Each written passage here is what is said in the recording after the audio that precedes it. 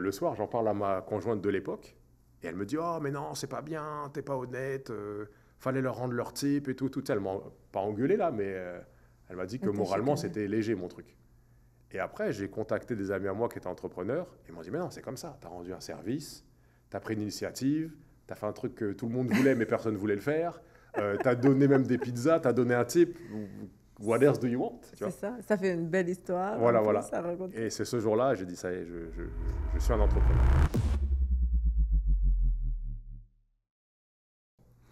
Bonjour à tous, bienvenue dans le podcast Âme d'entrepreneur. Je suis Cédric. Et je suis Miruna. Et aujourd'hui, comme d'habitude, nous allons ensemble découvrir de nouveaux modèles entrepreneuriaux et sonder une nouvelle âme d'entrepreneur pour découvrir ce qui anime, inspire et motive cette belle personne qui sera avec nous. Qui? Et Steve, qui est Steve, une belle transition, non? Qui est Steve, qui a un ami. Et puis, c'est un épisode qui n'aurait pas dû avoir lieu et vous allez découvrir pourquoi et comment. Donc, on commence ça ensemble sans plus tarder. Aujourd'hui, je suis avec Miruna et je suis avec un invité spécial qu'on va vous présenter tout de suite. Donc, Steve Pellan de Digital Marketing Solutions. Bonjour, bonjour tout le monde. Merci de m'avoir Bonjour, invité. Steve. Donc, on ne va pas faire de faux semblants aujourd'hui. Steve, c'est un ami, on se connaît très bien. Et puis, on peut raconter l'anecdote aussi, comment ça s'est passé, Oui. l'invitation sur cette... Je rigole parce que c'est très marrant. Ce matin, je disais à Steve, un jour, je vais t'inviter sur le podcast, etc. On parlait au téléphone. Et puis, fatalité, on a un invité qui n'a pas pu venir. Et puis là, je l'appelle, il me dit, là, je suis sur l'autoroute. Et puis là, on se retrouve là, assis. Ouais, exact, exact. Et puis, on va partir sur cet épisode. Et puis, franchement, je suis content. C'est un honneur pour moi de te recevoir. Waouh, merci beaucoup. Donc c'est ça. Bah, rapidement, pour te présenter, parle-nous de Digital Marketing Solutions. Comment c'est né? Comment t'es arrivé à... Ok, alors c'est né en 2011. Je suis arrivé au Québec en 2009. Et en fait, ma passion, c'était le web. J'avais essayé un outil qui s'appelle Napster à l'époque. Je Ouais, sais pas voilà. téléchargement. Et quand je suis tombé sur Napster, je suis devenu fou. Je me suis dit, waouh, tu peux bypasser, tu peux acheter, enfin, tu peux échanger avec les gens à l'autre bout du monde. Et j'avais parlé avec des gens qui me disaient, oui, tu sais, si tu veux aller à l'université, tu peux faire telle chose, telle chose. Ah ouais, Donc j'ai vu qu'on pouvait connecter avec les gens, tu vois. Parce que tu avais un chat sur Il Napster. y avait un chat, Il y avait un exact. chat. Il y avait le téléchargement et le volet Ouais, chat. voilà. Ta Et moi, musique est coupée au milieu. c'est ça, ça coupait, ça prenait 2 jours avant d'arriver, exact. C'est ça. Et moi, je me suis dit, waouh, j'ai tout de suite vu ce que ça faisait l'Internet, tu vois. Donc je me suis dit, je veux vraiment travailler là-dedans et je suis devenu un geek un peu à ce moment-là. Et quand je suis arrivé ici au Québec, je me suis dit, il faut que je trouve un travail dans le web, il faut que je trouve un travail dans le web. À l'époque, je faisais des petits sites web un peu on the side. Mhm. Et puis, il y a un gars qui voulait me vendre de l'hébergement. J'ai dit, OK, j'étais discuté avec lui. Bon, il voulait un petit peu m'arnaquer sur l'hébergement. Mais je voyais qu'il connaissait plein d'outils que je n'avais jamais vus, tu vois, genre Google Analytics ou plein de trucs comme ça. Et je me suis dit, waouh, lui, là, il va pouvoir m'apprendre des choses. Et il m'a dit, un peu comme toi aujourd'hui, tiens, bah, j'ai besoin de quelqu'un, veux-tu venir? Oui, tu sais, j'ai même pas réfléchi, là. OK, j'arrive. Et puis, ça a commencé comme ça. Waouh. Mais c'est fascinant. Ouais, c'est ça. C'est Peu de chance. fascinant. Et vas-y. Je vais y aller alors. Et c'est quand, en fait, le moment où tu t'es dit que, bon, ayant lu que ta vision est de faire des sites wow, de sortir l'unicité, c'est quand que ce côté créatif est ressorti ou est-ce que tu l'as toujours eu? En fait, quand je travaillais dans le web, je n'étais pas encore à mon compte et j'avais remarqué que les chefs de PME, qui, à mon avis, sont facilement 80% des entreprises, étaient mal desservis. Tu vois, leur site était moche, leur présence web leur apportait rien du tout, etc. Et je me demandais, mais comment ça se fait que personne ne les aide? Et c'est venu de là. C'est une volonté d'aider. Tu vois, des petites compagnies que tu connais, Oui, tu sais que tu peux les aider à avoir des clients ou à automatiser des choses, etc. Donc, je voulais juste aider, en fait. c'est vraiment génial. Ouais, c'était ça. Et comment... parce on en a discuté ce matin au téléphone. C'était pas le sujet, mais tu sais, on parlait du lien entre le sport, parce que Steve, bah, tu pourras mieux en parler que moi, tu sais, a un peu comme moi un parcours dans le sport de haut niveau en basket. Et comment ton parcours au basket t'a servi ou te sert encore en affaires? Je crois que c'est fondamental. Toutes les disciplines qui vont te demander de la rigueur, même avant la rigueur, de te dire, bon, j'ai un objectif, mais ça ne va pas arriver tout de suite. Ça va prendre 1 an avant d'être champion. Ça va prendre 5 ans avant que je saute plus haut. Peu importe, là, un objectif qu'on repousse dans le temps. Ça demande de la discipline.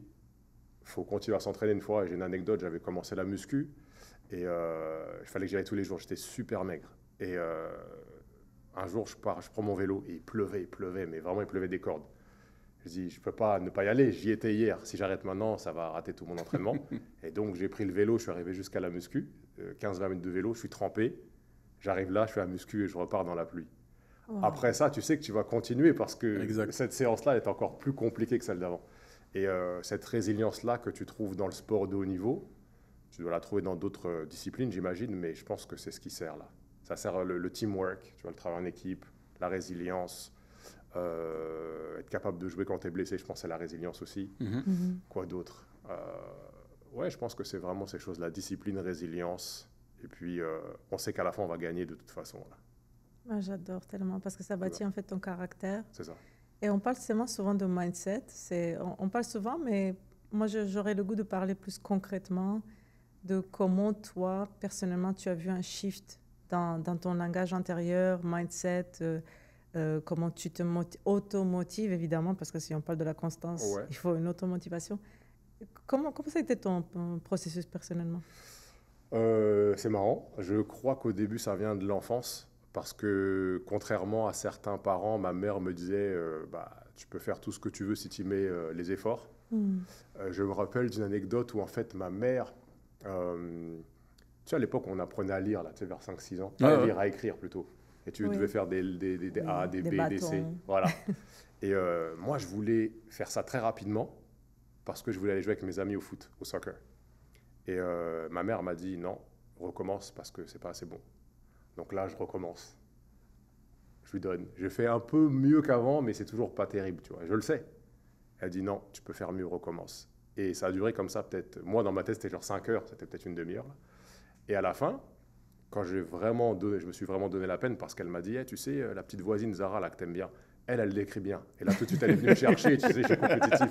Elle te connaissait très bien. Et donc là, je commence à bien écrire et tout. Et là, moi-même, je vois ce que je fais, je dis waouh, je ne pensais pas que j'étais capable de faire ça, tu vois. Donc, ma mère me dit tu peux y aller. Je dis non, donne-moi une autre feuille là, je crois que je peux faire mieux. Wow. Tu vois, elle m'a donné le goût de vouloir me surpasser. Donc là, je refais les lettres, c'est magnifique, je sors, tout le monde était rentré chez eux, tu vois. Wow. Je pleurais parce que je voulais jouer, mais j'étais content parce que je savais que j'étais capable de faire ça, tu vois. Et je pense que ça, c'était le début. Et puis après, le reste, c'était la détermination. Elle vient... J'avais entendu quelqu'un dire que les temps difficiles produisent des hommes forts. Les hommes forts, après, eux, créent des temps plus simples. Et les temps plus simples créent des gens un petit peu plus faibles. Tu vois, on pourra parler côté spirituel et tout. Et je pense que moi, là où j'ai grandi, je me suis dit, soit tous les jours, j'essaye de faire plus fort et je m'en vais, ou soit je vais rester ici longtemps. Wow, et c'est ça qui m'a poussé. Ouais. Quelle chance d'avoir une si bonne mère. Oui, exact. Une bonne chance. Ouais. Merci de me partager ça. De rien. Et à quel point, quand je dis qu'on a des parcours très similaires, le sport, machin, ta mère, elle n'est plus là. Moi aussi, j'ai perdu ma mère, on en a parlé et tout. À quel point, parce que je pense à ça, c'est des obstacles aussi qui peuvent te mettre des barrières ou te donner une force. Ouais. À quel point ces événements, ces coups durs de la vie, ils t'aident dans ce que tu fais aujourd'hui, ou même est-ce que ça t'aide ou pas, Ouais, je pense que c'est un couteau à double tranchant. Quand j'étais plus jeune, je ne me rendais pas compte parce que quand tu es jeune, tu ne fais pas forcément de l'introspection, etc. Mais quand tu es plus jeune, tu es là, go, go, go, go, go. Mais en réalité, je pense qu'il y a des côtés de ta personnalité dont tu ne te rends pas compte, autant que moi, je ne me rendais pas compte, qui étaient peut-être néfastes. Tu vois, par exemple, ne pas être capable d'avoir assez d'empathie envers lui, que lui n'a peut-être pas cette volonté d'y aller fort. Donc être capable de mieux lire, prendre le temps de mieux observer et de s'adapter, ça c'est une des choses qu'il faut que j'améliore et ça vient de ce parcours-là aussi. Donc ça m'aide beaucoup, peut-être 80%, mais il y a un 20 ou 30%, ça me freine un peu. Là. Et comment on se dépasse quand on est entrepreneur? Parce que tout le monde dit, ouais, je vais être mon propre boss, je vais être en haut de la pyramide au sommet, mais il n'y a personne. Quand tu es employé, on te dit, ça t'a bien fait, petite tape dans... Ouais. J'ai failli tout casser là, en direct. Là, le son là, ça regarde, c'est pas bon. Là. Mais c'est pas grave, on continue. Quand tu es au sommet de cette pyramide-là, là, tu es là, mais il n'y a personne qui te dit quoi faire. Quand tu es en employé, on te donne la tape dans le dos. Ouais, ouais, ouais. C'est bien, tu fais Ouais. ça, continue, là, tu vas aller là. Mais quand tu es entrepreneur, tu pars. Et voilà, tu es avec ton Wow. bagage là et Ouais, tu pars. ouais. Et justement, comment toi, tu te dépasses par rapport à ça? Eh ben, ouais, c'est une super bonne question. Je pense que, en fait, déjà, numéro un, quand tu as un objectif et que tu as certains principes ou certaines valeurs qui te guident, je pense que tu n'as pas vraiment besoin de la gratification des autres, genre d'un boss ou de quelqu'un qui dit « Ah, bien joué », en fait, tu t'en fous. Euh, et je pense que le deuxième volet par rapport à ça, c'est que je vais me donner, par exemple, je sais pas, j'ai envie de perdre 1 kilo, donc, non, j'ai envie de perdre 12 kilos, mettons, c'est plus facile. J'ai envie de perdre 12 kilos en 1 an, ça veut dire 1 kilo par mois. 1 kilo par mois veut dire 500 grammes tous les 2 semaines, veut dire 250 grammes par semaine. Je dis n'importe quoi, peut-être 30 grammes par jour. J'ai mal calculé, excusez-moi. Mais en gros, mon objectif, moi, c'est pas le 12 kilos, là, c'est le 30 grammes aujourd'hui. Donc si aujourd'hui j'ai perdu 28 grammes ou 32 grammes ou 35 grammes, je suis super content en fait. Ah, tu es on the track. Voilà, c'est tout. Puis aussi, de toute façon, même si j'y arrive pas, il y a de la gratification à être monté sur le ring. Tu vois? Parce qu'il y en a qui vont regarder le match de Oui, la il télé, y il y en en a a qui vont se être sur le... rendent dans le Voilà. ring. Mais quand tu es allé sur sur le ring, C'est une autre que réalité. tu as mis les gants comme ça, et puis que l'arbitre dit c'est bon, on y va, et tu vois l'autre gars de l'autre côté avec des muscles, ah. Oui, Il y a ceux qui 100%. vont au charbon et il y a ceux qui, tu vois, qui vont s'asseoir là-bas. Ah non, non, 100%. C'est ça. Tellement. Justement, quand je t'écoutais par rapport aux objectifs et par rapport aussi à ta constance et tout le caractère que tu as bâti et ce pouvoir de motivation et de persévérance, je voulais te demander par rapport à qu'est-ce qui vient plus facile pour toi d'avoir la vision et l'objectif. Bon, les objectifs déjà sont des découlés d'une vision, donc une vision stratégique à la longue terme, à très long terme. Et si oui, et d'où elle vient, je voulais aussi te demander. Et versus vraiment atteindre des objectifs à court terme et vraiment efficacement les atteindre constamment. Qu'est-ce qui vient plus facile pour toi? Et je suis désolée que je t'ai posé 3 questions dans une seule question. Non, mais c'est super question, je vais essayer de me rappeler tout. Alors, les deux sont importants, le sprint et le marathon. Ok. Donc le court terme et le long terme. Ce qui vient le plus facile, pour moi, je crois que c'est le long terme. Pour moi, mais peut-être que je me trompe, mais pour moi, c'est le long terme parce que je crois beaucoup au relationnel. Je crois que ça prend du temps à bâtir. Je crois que tout ce qui est vraiment intéressant, ça prend du temps à construire. Un mariage, un business, un bon client, peu importe. Donc pour moi, c'est le long terme. Et ça vient, je crois que tu m'as demandé d'où ça venait. Oui. Ça vient de... moi, je suis assez spirituel comme personne et j'ai une connexion avec mes ancêtres. Ça veut dire que pour moi, je ne suis pas tout seul. Je suis le... Tu sais, mettons, tu as le iPhone, le dernier. Je ne sais pas si on est rendu au 54, là. On ne sait plus parce qu'il y en a voilà. Voilà. Et donc, le 54, il ne serait pas là s'il n'y avait pas eu le 55. Oui, 100%. Voilà, et ainsi de suite jusqu'au début. Donc, pour moi, c'est la même chose. Et si on remonte toute la lignée comme ça, bah, déjà, on est tous connectés. Oui. Donc, pourquoi est-ce que je te servirais pas bien alors qu'en fait, on est peut-être cousin ou sœur ou quelque chose comme ça? Certainement. Et la personne qui était avant moi, elle s'est vraiment battue fort pour que je mange.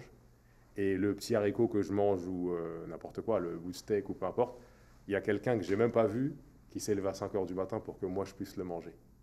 À partir de là, c'est facile de faire ta journée, tu vois. Genre, wow. Pour moi, à mon avis. Vraiment touchant. Et justement, en plus, ça donne un fil conducteur avec toujours notre discussion de ce matin. Justement, tout ce parcours, le poids, nos parents, nos amis, on dit toujours que tu es les 5 personnes que tu fréquentes, tu es un peu ces personnes-là. Et on a des ancrages, qu'on le veuille ou non, on a des ancrages, des habitudes, des attitudes qui sont bonnes ou mauvaises. Comment on parlait, je vais résumer en gros, ce matin on parlait de l'éducation, de l'argent, et que moi, mes parents, ils étaient avec une rigueur, une discipline basée sur la religion, etc. Tout ça. Et des fois, ça ne fit pas avec le modèle entrepreneurial, ou ça fit moins avec le modèle entrepreneurial, ou en tout cas, comment tu te détaches de ces comportements et tu deviens un individu et que tu gardes que le bon, enfin le bon, que ce qui est pertinent pour toi en fait? Déjà, je pense que sur le court terme, on dirait que c'est pas la même chose. Le côté, on va dire, entrepreneurial et le côté peut-être catholique ou autre, quelque chose comme ça. Je ne sais pas de quelle religion on parlait, mais je crois ce matin on avait un peu dit ça. Mais je pense que si tu vas au bout du parcours, je ne suis pas rendu au bout, je suis jeune, mais je pense que plus j'avance, plus j'ai l'impression qu'en fait c'est la même finalité. Parce que l'entrepreneur, il est là pour quoi? Il est là pour aider son prochain. En réalité, si tu réfléchis bien, il est là pour prendre un risque, pour donner un produit, un service pour que quelqu'un soit content, rendre sa vie plus facile. Donc en réalité, ce que moi j'essaie de faire avec mon business, c'est la même chose que peut-être tes parents à l'époque, ils voulaient faire ça avec leurs voisins, être gentil avec les voisins, ne pas les déranger, etc. C'est la même chose pour un business. Je pense que là on s'est fourvoyé, c'est que pas mal de gens croient que le business c'est faire de l'argent. Ça en fait partie, parce que si tu n'en as pas, ça ne peut pas continuer. Mais moi je pense que la finalité, c'est de offrir un meilleur produit, un meilleur service, donc une meilleure qualité de vie un peu à tous ceux qui vivent là dans ta communauté. Et si tu es capable de faire ça, bah, ça fait que tu vas avoir besoin de gens dans ton équipe. Et eux, ces gens-là, bah, tu vas être obligé de les chapeauter, les gronder un peu, leur donner des conseils, des fois leur donner un peu de l'avance sur leur argent parce qu'ils galèrent, des choses comme ça. Donc en réalité, c'est juste de l'aide en fait. Mais tu vois, par exemple, je pense à la génération de nos parents. Moi, avant d'être entrepreneur, un entrepreneur, c'était un escroc presque. C'était cette vision-là. Là, mais s'il a fait de l'argent, c'est parce qu'il a dû escroquer quelqu'un ou il a fait quelque chose comme ça. Et tu sais, même si tu n'es pas dans ça, c'est comme si tu avais ce petit truc-là dans ton crâne qui, des fois, va te donner des limitations. Et je trouve que c'est ça qui est difficile. Moi, c'est l'histoire que je t'ai racontée ce matin qui a changé mon... ça... Parce que tu veux la raconter, l'histoire des pizzas ou... Ouais, je la raconte rapidement. En fait, tu sais... Avant, j'avais pareil, oh non, mais l'entrepreneur, c'est un mauvais, il prend la plus-value, il emploie des gens, mais il ne leur donne pas tout, c'est comme ça qu'il fait son truc. J'avais cette vision, je crois que ça vient beaucoup de la gauche, surtout en France, j'avais cette vision-là. Mais en même temps, j'avais un conflit parce que je lisais beaucoup sur l'entrepreneuriat et j'adorais ça. Je disais, waouh, ce gars est intelligent, waouh, ce gars aide les gens, etc. Donc, un jour, je travaillais pour, je peux dire le nom de l'entreprise là? Bien sûr. Je travaillais pour Cogeco et c'était une fin de journée d'été, enfin fin d'été, plutôt une journée de fin d'été. Et je voulais qu'on aille tous manger ensemble dehors parce que au Québec, tabarnak, quand c'est l'hiver, là, oh mon Dieu, tu vois. Donc là, c'est août, maintenant, il faut qu'on aille dehors. Donc là, je dis à tout le monde, bon, venez, on va dehors et tout, mais personne ne fait rien. Donc je me dis, ok, je m'en occupe. Et là, j'organise une après-midi, je dis à tout le monde, on va manger de la pizza, voilà l'endroit où on va aller. J'avais fait un petit document Google Spreadsheet. À l'époque, les Cogeco ne voulaient pas trop parce que c'était contre la sécurité et tout. Donc, je fais le petit document, j'envoie ça à toute l'équipe marketing. Je leur dis, voilà, vous choisissez votre pizza, vous allez sur tel lien, vous choisissez votre pizza. Si elle coûte 25, tu me donnes 30. Si elle coûte 20, tu me donnes 25. Donc, tu me donnes $5 de plus pour que je puisse couvrir le type. Et à la fin, on avait peut-être une trentaine de personnes qui ont participé. J'étais super content. Et j'appelle le gars de la pizza. Je dis, hey, j'ai besoin de 30 pizzas. Il me dit, ah, vas-y, bon, j'ai un stylo. Non. Donne-moi ton email, je t'envoie le document. Je lui envoie le document avec toutes les pizzas et tout. Il dit, waouh, c'est génial, j'avais jamais vu ça. Tellement une organisation. Moi non plus, j'ai jamais vu ça. C'est le roi des processus, lui. Waouh. Donc le gars, il me dit ça et tout. Et là, je lui dis, bon, alors je te dois combien? Et il me dit, je ne sais plus le prix, mais il me dit un truc que je pensais vraiment que ça allait être beaucoup plus.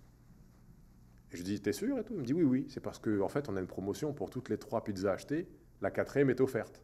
Wow. Et là, j'ai senti un truc que je pense tous les entrepreneurs sentent un peu, genre, oh waouh, j'ai fait un bon coup. Tu vois ce que je veux dire? Oui. Tu vois ce que je veux dire? Donc j'ai senti ça, c'était la première fois que je le sentais, tu vois. Oui. Et là, j'ai dit, ok, cool. Ok, bon, parfait.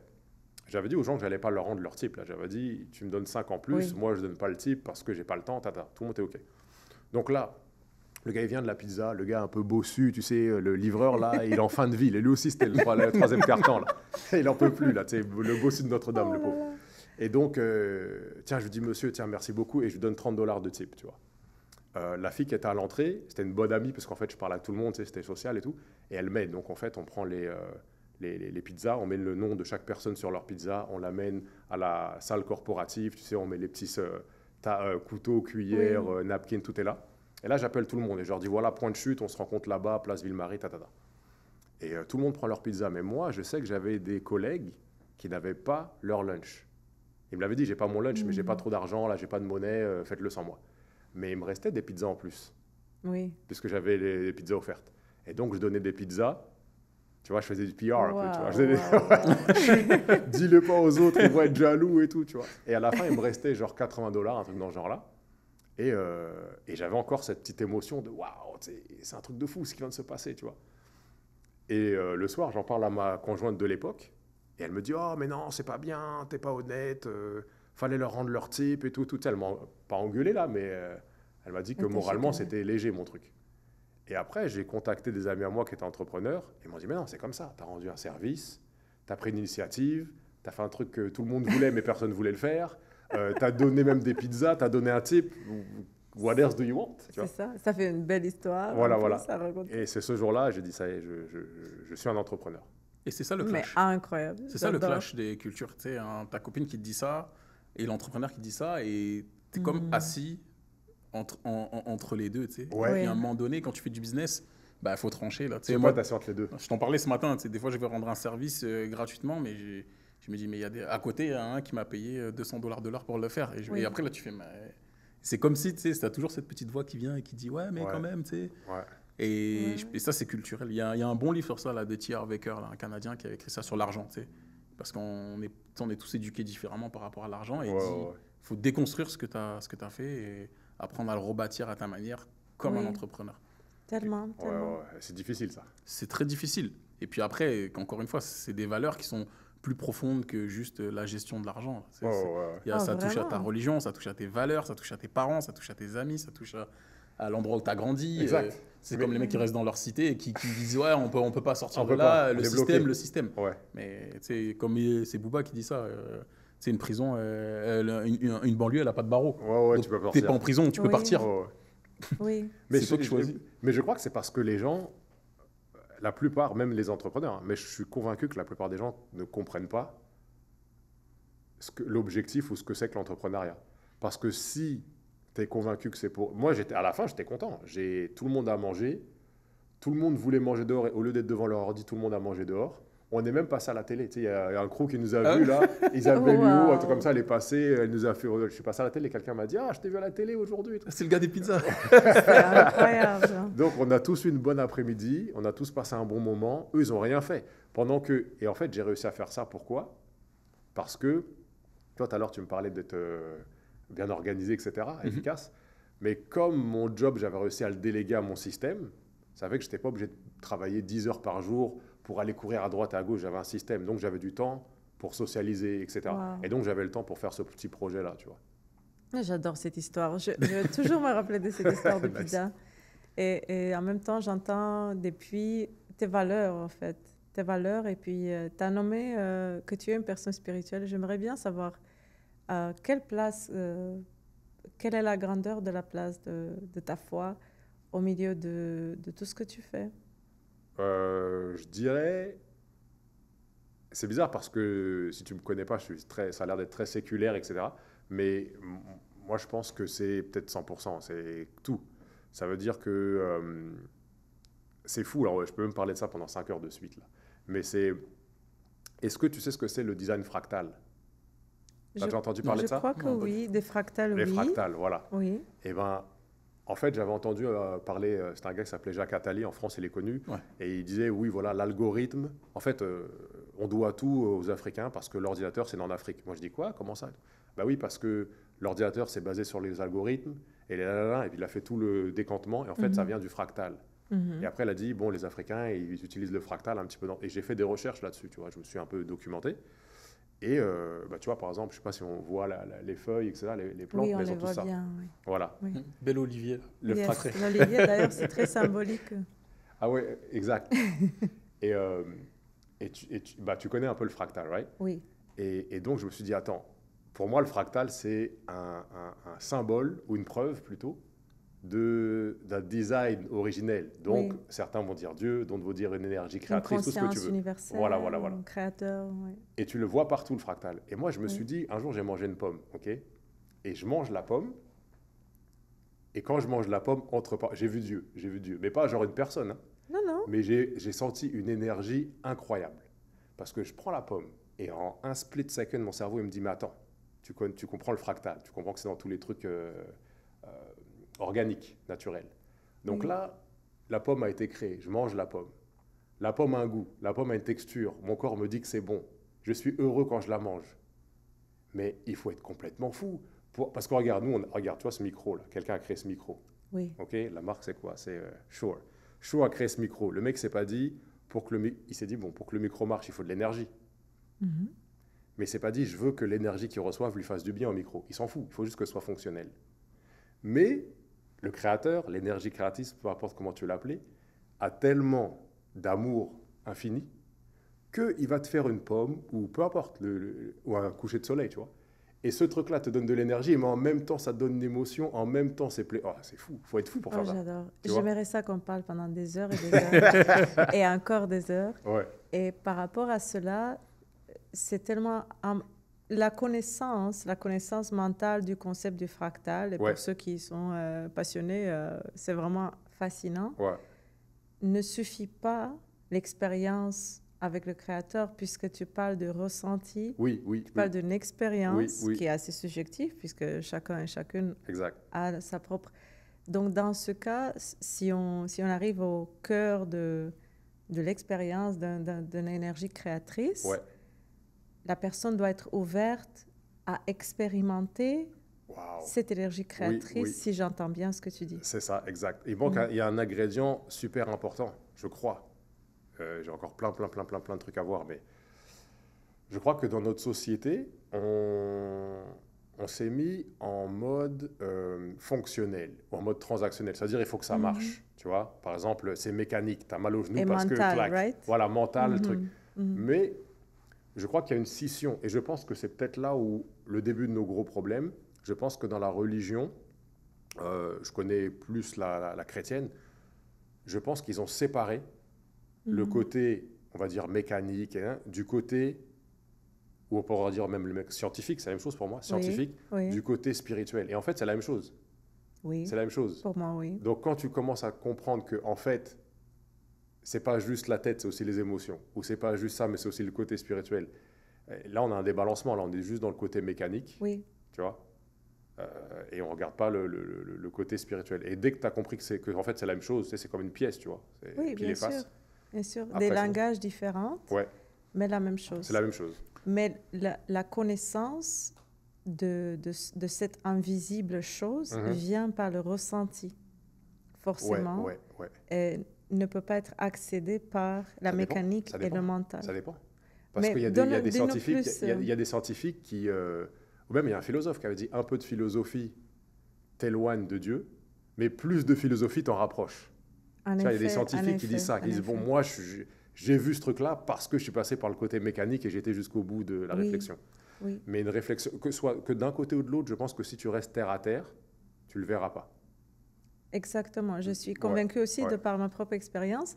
Et dans la même dynamique, il y a, tu sais, j'adore des histoires de personnes athées, par exemple, qui commencent vraiment un projet extraordinaire pour prouver, par exemple, que Dieu n'existe pas ou que les miracles n'existent pas et qui trouvent Dieu au milieu de...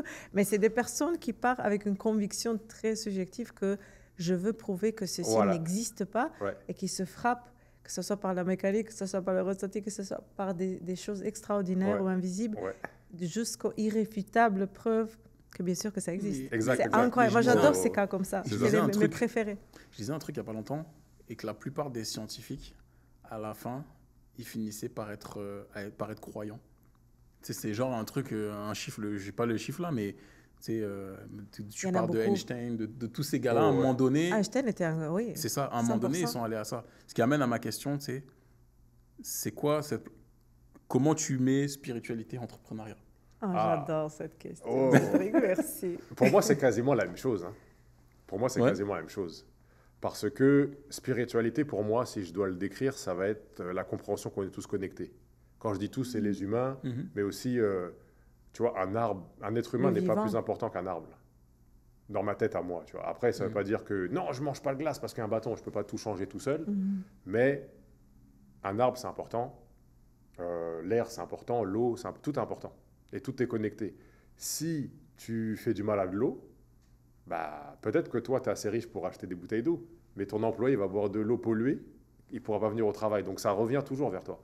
Et je pense que pour moi, c'est la même chose. Parce que tu fais un produit, un service.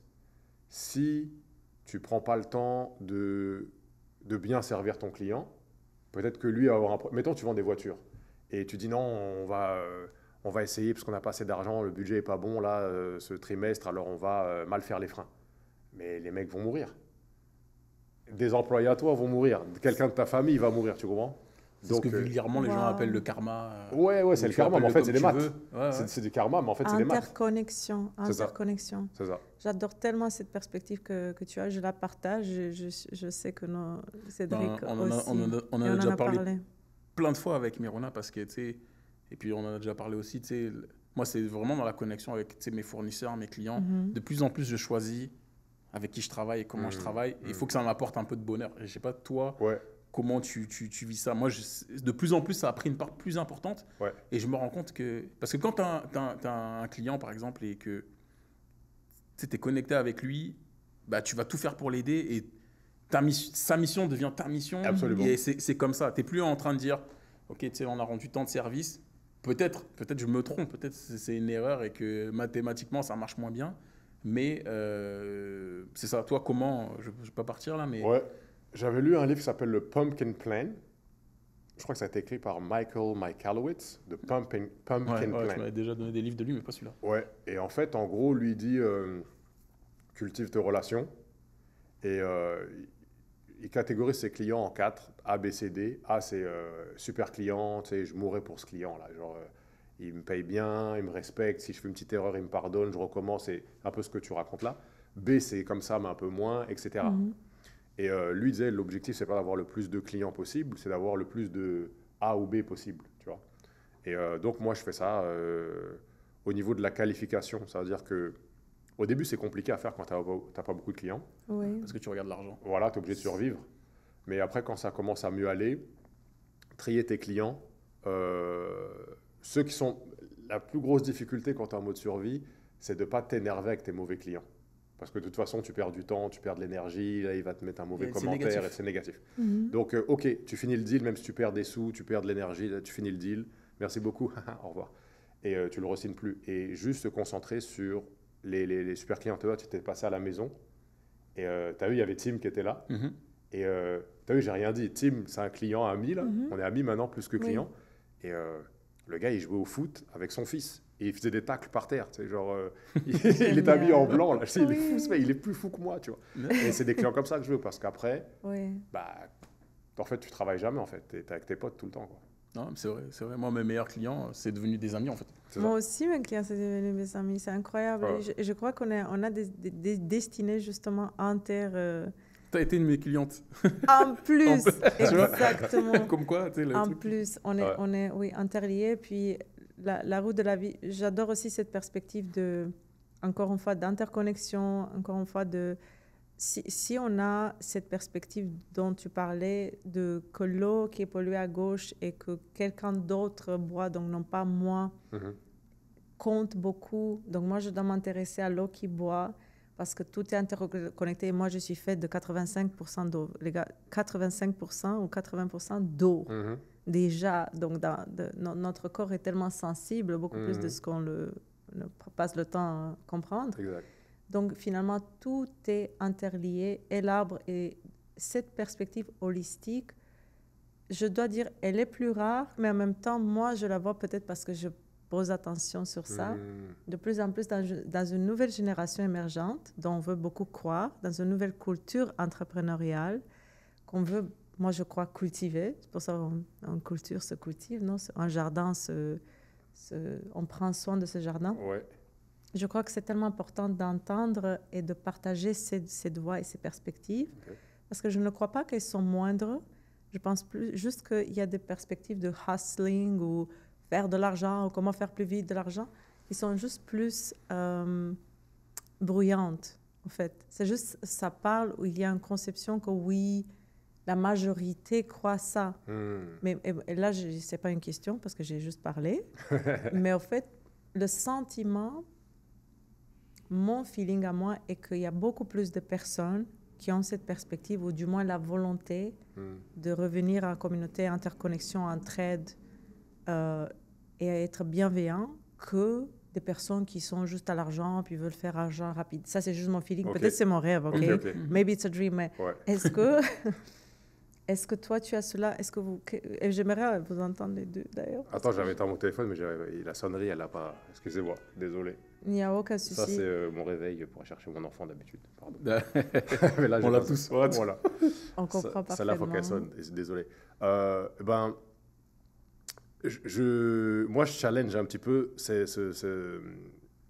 la vision que tu as. Pourquoi? Parce que je pense que tant qu'on est en mode survie, il faut que je paye ma facture, il faut que je paye mon loyer, oh mon Dieu, oh mon Dieu. Tant qu'on est dans cette peur-là, c'est très facile de se faire attraper par le malin. Certains l'appelleront le malin. Ou l'énergie basse. L'énergie basse, voilà, les mauvaises fréquences là. Tu vas travailler avec les mauvais clients, tu vas prendre les mauvaises décisions, Voilà. tu vas prendre... Il y a un projet, tu sais que c'est bancal, mais tu vas aller dedans. C'est ça. Ou tu as un employé, tu vas dans un job juste parce qu'il faut que tu payes ton loyer, mais en fait, c'est pas le job qui te correspond.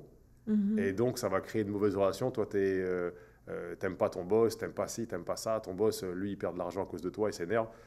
Et je pense que tant qu'on est en mode survie, ça fonctionne pas. Il faut que l'individu ou l'entreprise ou l'entrepreneur, peu importe, arrive à s'élever au moins à un niveau où il a beaucoup de confiance en lui et sait qu'il est bon. Et je pense que le meilleur niveau, c'est plutôt le niveau où, ensemble, on est plus fort. Tu vois? Et tant qu'un individu n'est pas à ce niveau de conscience-là, parce qu'il a besoin de survivre, de manger, etc., eh ben, je pense qu'il reste... c'est super intéressant et j'aime ça que tu le challenges, parce qu'il y a énormément de personnes qui sont en survie, mais il y a aussi énormément de personnes qui sont en mode matérialisme et qui n'ont pas la survie du tout. Mais elle y est. Mais dis-nous pourquoi. Elle y est, mais c'est une survie différente. Ça veut dire, oh mon Dieu, si je ne fais pas assez d'argent, je vais perdre ce contrat. Oh mon Dieu, si je ne fais pas assez d'argent, ma femme va me quitter. Oh mon Dieu, si je fais pas... Donc il est encore dans une peur, même s'il est tout en haut de la tour d'ivoire là. Exact. Bon, regarde, j'ai un client, ok.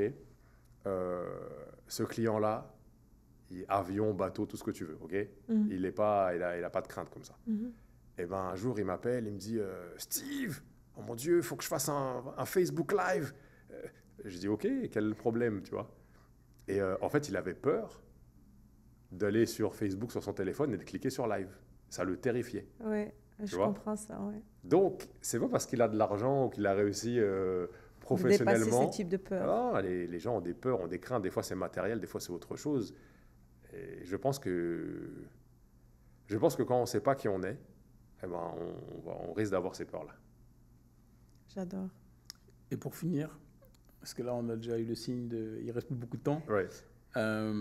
C'est quoi la définition pour toi d'une âme d'entrepreneur? C'est quoi, ça veut dire quoi, âme d'entrepreneur? On a répondu. Pour moi, âme d'entrepreneur, c'est quelqu'un qui voit des opportunités d'aider les autres. C'est-à-dire, oh mon Dieu, il y a un problème, il y a peut-être beaucoup de gens qui en ont marre de ça, je peux les aider. Personne ne veut le faire. Ok, bon, je vais le faire. Je suis obligé de le faire, je l'ai vu. Tu vois? C'est l'âme d'entrepreneur, c'est le gars, je sais pas, là, pendant Hitler, etc., il va dire, oh là là, mon Dieu, si je fais rien, ils vont tuer tout ça de gens. Bon, je vais fabriquer un abri, là. Et t'es fou, parce que si tu te fais attraper, si tu te fais attraper, tu te fais fusiller, tu comprends? Mais c'est ça, l'entrepreneur. Il va au-devant de ça parce qu'il sait qu'il aide les autres. Et des fois, il n'a pas beaucoup de reconnaissance. La plupart, il l'a pas. Mais il ne le fait pas pour la reconnaissance des autres. Il le fait parce que, dans sa tête, ça, c'est la chose à faire et il aimerait bien que quelqu'un fasse ça pour lui. Pour moi, c'est ça. Je pense qu'on peut finir l'épisode comme ça. Oui, les autres 4 heures suivront. Steve, ça a été tellement plaisir, tellement plaisir de parler. Ça a filé. Tout le plaisir était pour moi. Et j'ai vraiment senti l'inspiration présente avec nous et la main de Dieu aujourd'hui, particulièrement pour que cet épisode ait lieu. Ouais, ça m'a fait plaisir d'être là. Merci tellement, merci Cédric. Merci à toi Steve. De toute façon, on va refaire des téléphones. ouais, c'est ça. Et puis, merci pour tous ceux qui ont écouté ce podcast. Donc, je rappelle, vous pouvez retrouver Steve Pellan. Il y a ses contacts LinkedIn. On va afficher tout ça. On va mettre ça en description. Digital Marketing Solutions. Il va vous offrir toutes les solutions possibles web dont vous avez besoin. Et puis, nous, âme d'entrepreneur, vous pouvez retrouver le podcast sur notre chaîne YouTube, âme d'entrepreneur. Et puis, on va mettre tous les liens vont être en bas. ou là-haut, peu importe. Mais ils vont être quelque part, vous allez les trouver. Et puis, on vous dit à bientôt pour un autre épisode. Yes, à très C'est ça. bientôt. Merci. Super. Merci à tous. infiniment. Bye bye. Merci.